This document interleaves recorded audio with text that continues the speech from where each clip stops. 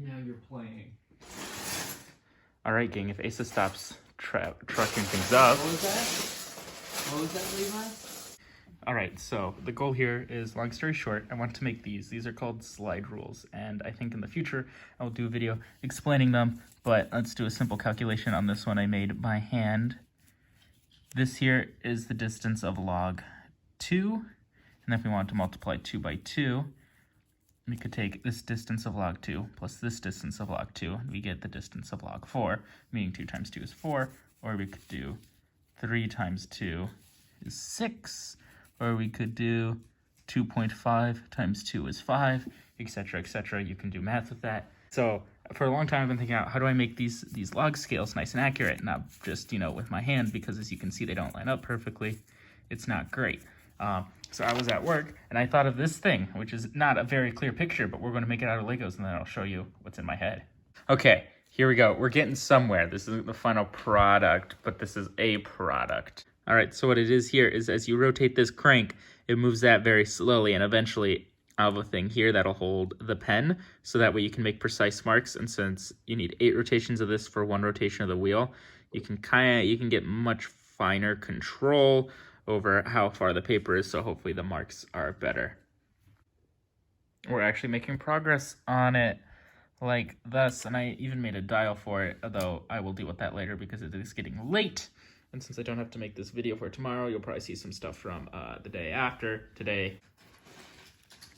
We're going to test it out a smidgen. All right, so right now our crank is in the downward position. We'll take our pen and make a mark here. And then we will do 1 crank 4, which is, well, 4/9 of rotation of that wheel. All right, then we want to do half that distance, so 2 cranks. 1, 2.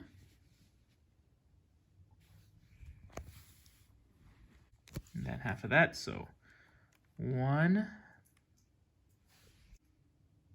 I'm just going to do it in increasingly half increments and then show you later. Actually really impressed. So we've got 4 turns, 2 turns, 1 turn, half a turn, 1 turn, half a turn, 1/8 of a turn, 16. And they all actually look fairly properly spaced. All right, it is night 2 of the project. This one kind of worked out, but it also kind of didn't. So we're going to try and prove it.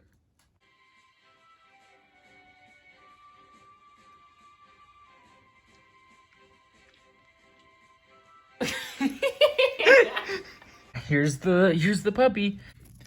This is the table. This is where you will write, make your mark. Pen. You just have to make sure you hold it in the same spot every time, in the same fashion. You feel me? But and then this is a 1:100 ratio, so you need 100 cranks of this bad boy to move the wheels 1 rotation.